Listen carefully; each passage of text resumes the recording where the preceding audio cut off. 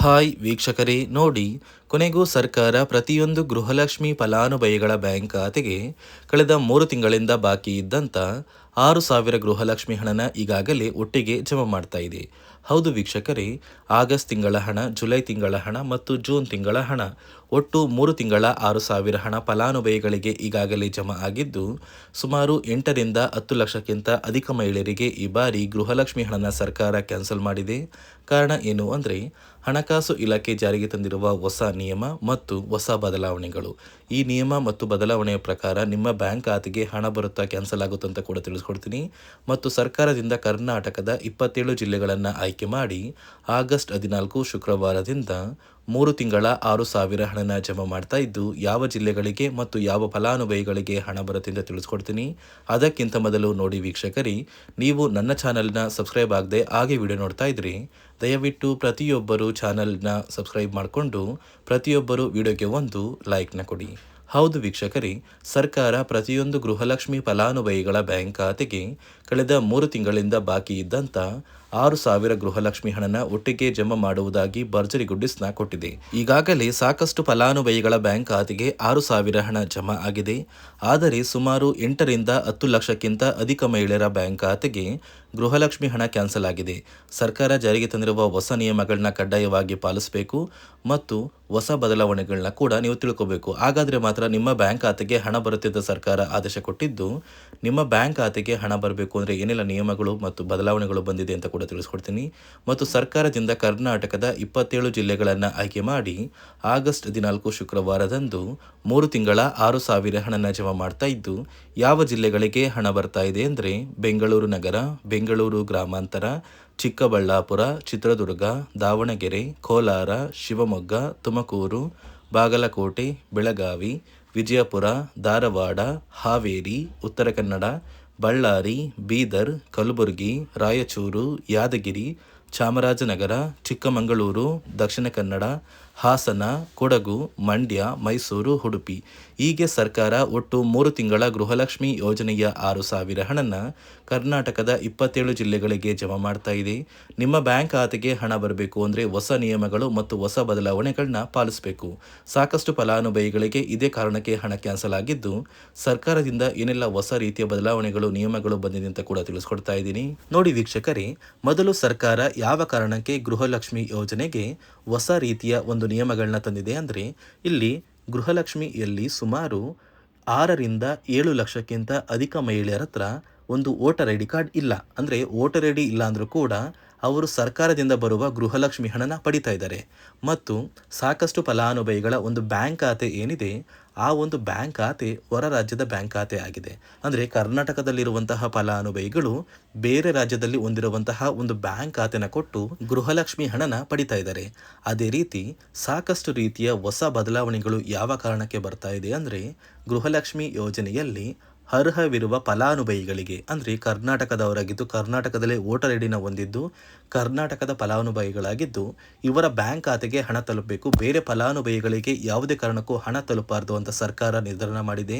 ಇದೇ ಕಾರಣಕ್ಕೆ ಸಾಕಷ್ಟು ಫಲಾನುಭವಿಗಳು ಗೃಹಲಕ್ಷ್ಮಿ ಯೋಜನೆಯ ಒಂದು ಅರ್ಹರ ಪಟ್ಟಿಯಿಂದ ಕ್ಯಾನ್ಸಲ್ ಆಗ್ತಾ ಇದ್ದಾರೆ.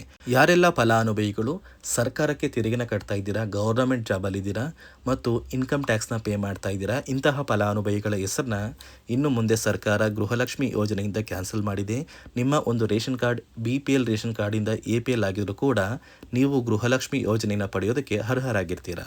ಮತ್ತು ನೀವು ಹೊಂದಿರುವಂತಹ ಒಂದು ಮೊಬೈಲ್ ನಂಬರ್ ಬೇರೆ ಇರುತ್ತೆ.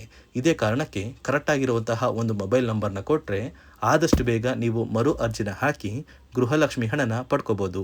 ಅದೇ ರೀತಿ ನೀವು ಹೊಂದಿರುವ ಬ್ಯಾಂಕ್ ಖಾತೆ ಏನಿದೆ, ಆ ಒಂದು ಬ್ಯಾಂಕ್ ಖಾತೆನ ನೀವು ಆ್ಯಕ್ಟಿವ್ ಆಗಿ ಇಟ್ಕೋಬೇಕು. ಅಂದರೆ ಯಾವುದೇ ರೀತಿಯ ಒಂದು ವಹಿವಾಟನ್ನು ನಡೆಸ್ತಾ ಇಲ್ಲ ಅಂದರೆ ನಿಮ್ಮ ಒಂದು ಬ್ಯಾಂಕ್ ಖಾತೆಗೆ ಗೃಹಲಕ್ಷ್ಮಿ ಹಣ ಖಂಡಿತವಾಗಿಯೂ ಬರೋದಿಲ್ಲ.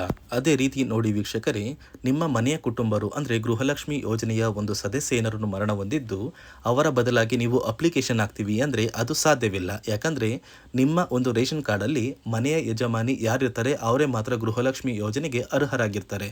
ಒಂದು ವೇಳೆ ಮನೆಯ ಮನೆಯ ಸದಸ್ಯರು ಯಜಮಾನಿಯಾಗಿದ್ದು ಅವರು ಮರಣ ಹೊಂದಿದ್ರೆ ನೀವು ಗೃಹಲಕ್ಷ್ಮಿ ಯೋಜನೆಗೆ ಅಪ್ಲಿಕೇಶನ್ ಹಾಕೋದಕ್ಕೆ ಆಗೋದಿಲ್ಲ. ಮೊದಲು ನಿಮ್ಮ ಮನೆಯಲ್ಲಿ ಇರುವಂತಹ ಒಂದು ಹೆಣ್ಣು ಮಗಳು ಅಂದರೆ ಮಹಿಳೆ, ನಿಮ್ಮ ಒಂದು ಪತ್ನಿ ಇರ್ಬೋದು ಅಥವಾ ನಿಮ್ಮ ಒಂದು ತಾಯಿ ಇರ್ಬೋದು, ಅವ್ರನ್ನ ಮನೆಯ ಯಜಮಾನಿ ನೀವು ಮಾಡಬೇಕಾಗುತ್ತೆ. ಸೊ ಮನೆಯ ಯಜಮಾನಿ ಮಾಡಿದ ನಂತರ ಮಾತ್ರ ನೀವು ಗೃಹಲಕ್ಷ್ಮಿಯ ಸೌಲಭ್ಯನ ಪಡ್ಕೋಬೋದು. ಒಂದು ವೇಳೆ ನೀವು ಗೃಹಲಕ್ಷ್ಮಿಗೆ ಹೊಸದಾಗಿ ಅರ್ಜಿ ಹಾಕಬೇಕು ಅಂದರೆ ಇದೀಗ ಸರ್ಕಾರ ಅದಕ್ಕೂ ಕೂಡ ಕರ್ನಾಟಕ ಒನ್, ಗ್ರಾಮ ಒನ್ ಅಥವಾ ಬೆಂಗಳೂರು ಒನ್ ಸೇವಾ ಕೇಂದ್ರದಲ್ಲಿ ಅವಕಾಶ ಮಾಡಿಕೊಟ್ಟಿದೆ. ಆದರೆ ಮೊದಲ ಥರ ಇವಾಗ ನೀವು ಅರ್ಜಿನ ಹಾಕೋದಕ್ಕೆ ಆಗೋದಿಲ್ಲ. ಬದಲಿಗೆ ನಿಮ್ಮ ರೇಷನ್ ಕಾರ್ಡ್ನ ತೊಗೊಂಡೋಗ್ಬೇಕು, ನಿಮ್ಮ ಆಧಾರ್ ಕಾರ್ಡ್ನ ತೊಗೊಂಡೋಗ್ಬೇಕು, ನಿಮ್ಮ ಒಂದು ಪತಿಯ ಆಧಾರ್ ಕಾರ್ಡ್ನ ಕೂಡ ತೊಗೊಂಡೋಗ್ಬೇಕಾಗುತ್ತೆ. ನಿಮ್ಮ ವೋಟರ್ ಐ ಡಿ ಕೂಡ ಕಡ್ಡಾಯವಾಗುತ್ತೆ. ನಿಮ್ಮ ವೋಟರ್ ಐ ಡಿ ನಿಮ್ಮ ಹತ್ರ ಇದ್ದರೆ ಮಾತ್ರ ನೀವು ಗೃಹಲಕ್ಷ್ಮಿ ಯೋಜನೆಯ ಒಂದು ಅರ್ಹತೆಯನ್ನು ಪಡ್ಕೋತೀರಾ. ಒಂದು ವೇಳೆ ವೋಟರ್ ಐ ಡಿ ಇಲ್ಲ, ರೇಷನ್ ಕಾರ್ಡ್ ಇದೆ, ಆಧಾರ್ ಕಾರ್ಡ್ ಇದೆ ಅಂದರೆ ಇನ್ನು ಮುಂದೆ ನಿಮ್ಮ ಬ್ಯಾಂಕ್ ಖಾತೆಗೆ ಸರ್ಕಾರ ಗೃಹಲಕ್ಷ್ಮಿ ಹಣನ ಖಂಡಿತವಾಗಿಯೂ ಜಮಾ ಮಾಡೋದಿಲ್ಲ. ಯಾಕಂದರೆ ಪ್ರತಿ ವರ್ಷವೂ ಕೂಡ ಸರ್ಕಾರ ವೋಟರ್ ಐ ಡಿನ ಬಿಡುಗಡೆ ಮಾಡುತ್ತೆ, ಅಂದರೆ ವೋಟರ್ ಲಿಸ್ಟ್ನ ಬಿಡುಗಡೆ ಮಾಡುತ್ತೆ. ಈ ಒಂದು ಲಿಸ್ಟಲ್ಲಿ ಕೆಲವು ಫಲಾನುಭವಿಗಳ ಒಂದು ಹೆಸರನ್ನ ಕ್ಯಾನ್ಸಲ್ ಮಾಡುತ್ತೆ. ಒಂದು ವೇಳೆ ನಿಮ್ಮ ವೋಟರ್ ಐ ಡಿ ಏನಾದರೂ ಕ್ಯಾನ್ಸಲ್ ಆಗಿದ್ದರೆ ನಿಮ್ಮ ಬ್ಯಾಂಕ್ ಖಾತೆಗೆ ಗೃಹಲಕ್ಷ್ಮಿ ಹಣನ ಸರ್ಕಾರ ಕ್ಯಾನ್ಸಲ್ ಮಾಡುತ್ತೆ. ಈ ಕೂಡಲೇ ನೀವು ನಿಮ್ಮ ದಾಖಲಾತಿಗಳು ಎಲ್ಲ ಕೂಡ ಸರಿ ಇದೆ ಅಂತ ತಿಳ್ಕೊಳ್ಳಿ. ಹಾಗಾದರೆ ಮಾತ್ರ ನೀವು ಗೃಹಲಕ್ಷ್ಮಿ ಯೋಜನೆಗೆ ಅರ್ಹರಾಗಿರ್ತೀರ.